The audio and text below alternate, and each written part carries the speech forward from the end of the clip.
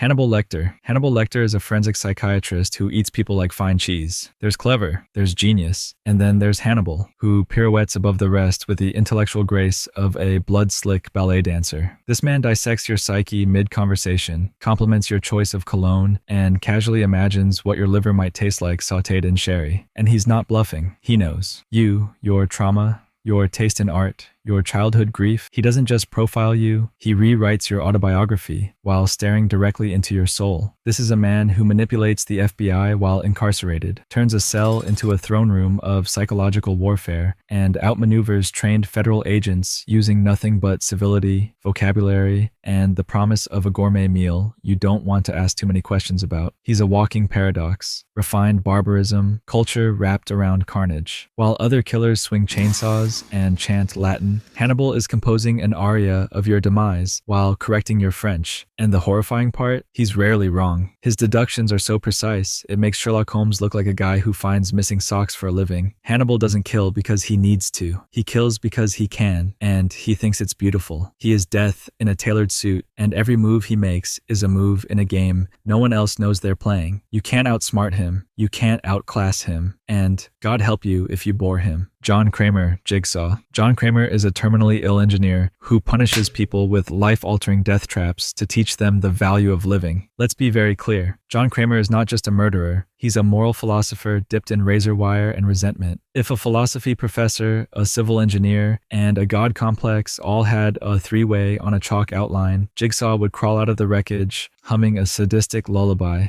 and holding a hacksaw. What separates Kramer from every masked, machete-wielding goon is that he's playing multidimensional chess while everyone else is headbutting the checkers board. He doesn't just kill, he curates elaborate, Rube Goldbergian nightmares tailored to your sins, your secrets, your shames. You didn't appreciate your life? Now crawl through a pit of needles. You lied to your spouse? Time to rip open your ribcage with a key from your intestines. Justice, but engineered. And let's not forget, this man is dying the entire time. Terminal brain cancer. Still building mechanical confessionals and psychological coliseums in abandoned factories with the kind of precision that would make Da Vinci jealous and OSHA weep blood. He has acolytes, copycats, disciples. The man turned sadism into a syllabus. His legacy is not just the pain, it's the ideology. He doesn't kill you. He offers you a chance. That's the horror. You choose to lose. Jigsaw doesn't break the rules of morality. He just rewrites them with scalpels. Live or die. Make your choice. But first, solve this puzzle and chew through your own kneecaps. Esther. Esther is a 33-year-old woman masquerading as a 9-year-old girl, so she can infiltrate families and annihilate them from the inside out. Okay.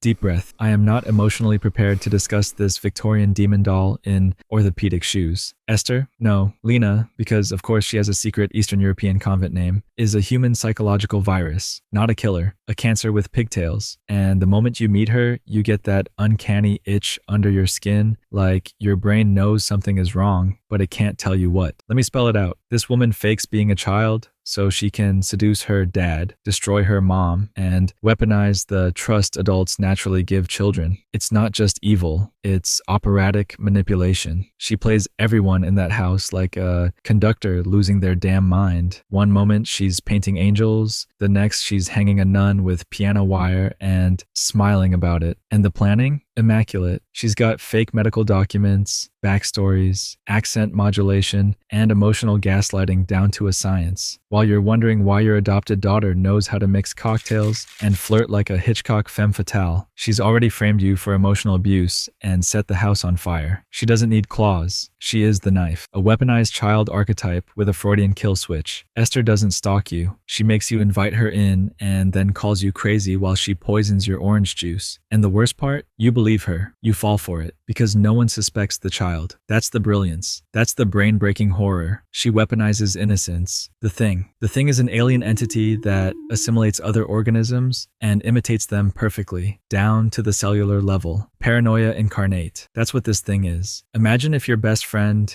your dog, your colon, or your reflection in the mirror could just not be them anymore. That's the thing. It doesn't slash or scream or sneak up behind you with a chainsaw. It becomes you, eats you at the molecular level, and wears your bones like a skin suit from a cosmic Halloween store. But what makes it horrifyingly intelligent is that it doesn't just mimic biology. It mimics behavior, facial tics, speech patterns, emotional reactions. It lies with your voice and smiles with your lips. It plays dead until the moment you stop watching, and it never explains its goals because it doesn't need to. It's evolution stripped of empathy, biology without morality, chess played with the pieces made of you. Let's talk tactics. This thing crash lands, goes into hiding, and learns fast. Every moment it survives, it absorbs more strategy. It plays humans against each other like they're volatile atoms in a Cold War reactor. It turns trust into the weapon and panic into fuel. You think the horror is being devoured? No, the horror is doubting everyone you've ever known. It doesn't announce itself. It doesn't gloat. It waits, watching, wearing the face of your last friend on Earth. And the real kicker? You might already be it, and you'd never know. Midsommar's Harga cult. The Harga are a smiling, floral-drenched Scandinavian death cult, hiding their human sacrifices behind midsummer rituals and perfect hospitality. They are so polite. You could be eating hallucinogenic pie made of your boyfriend's hair, surrounded by pastel-smothered elders humming ancient death hymns, and these people would still offer you tea, and you'd drink it because the Harga aren't stupid, they're genius. This is cult brainwashing as hospitality strategy. No cages, no threats, just subtle disorientation, surreal ceremony, and emotional targeting so precise it's like they read your therapy notes through your pores. They don't chase you with axes. They hug you until you forget what pain is. They find your grief, your isolation, your heartbreak, and they wrap it in flowers. You're not being sacrificed. You're being chosen. You're not dying. You're being honored. They don't murder. They return you to the cycle. The semantics are sedative, the drugs are natural, and the murder is justified by a 900-year-old IKEA manuscript drawn by a prophet who finger-painted genocide while foaming at the mouth. They see tourists not as threats, but as ingredients. And they don't just manipulate individuals. They manipulate group dynamics. They sow just enough weirdness to isolate the skeptics, pamper the believers, and let interpersonal drama fester until no one's asking questions like, why is Simon missing? Because they're too busy arguing about relationship boundaries. And when it's over, you're smiling, crying, wearing a crown of petals, watching a man in a bear suit burn like a sad piñata of codependence. And somehow, it makes sense. They never broke you. They simply tended to you, like a gardener raising a lamb to slaughter. And the lamb says, thank you. Sam, from Trick or Treat. Sam is a childlike enforcer of Halloween tradition, masked, silent, and utterly merciless toward those who break the rules of the holiday. This little burlap demon is less of a killer and more of a cosmic correction. Sam isn't fueled by vengeance or madness or some tragic backstory about a candy corn allergy. He's powered by ritual, a supernatural auditor making sure you play by the rules or face seasonal obliteration. He is Halloween's immune system. And buddy, if you forgot to carve a jack-o'-lantern, say goodbye to your face. Here's the thing. Sam doesn't hunt you for fun. He doesn't even hate you. You are simply non-compliant. You disrespected the ancient bloodstained etiquette of All Hallows Eve, and he's here to make sure your spleen learns a very permanent lesson. He might be small, but that's the trick. He's underestimated constantly until he strings your intestines into a garland and hangs it like party decor. And he's smart in the way only old gods are. He doesn't speak because he doesn't need to. He waits. He watches. He bakes irony into every kill like it's a themed cupcake. Kill a child on Halloween, your children vanish. Extinguish your pumpkin early, your house becomes a haunted grave. Sam is both judge and executioner, wrapped in a footy onesie and armed with a lollipop sharpened into a weapon of poetic justice. He is the spirit of the rules, the one that knows you stole candy, that you lied, that you left your porch light off. You can't plead ignorance because Sam was there, watching, smiling. You don't escape him. You just pray he doesn't knock. If you like the video, subscribe for more.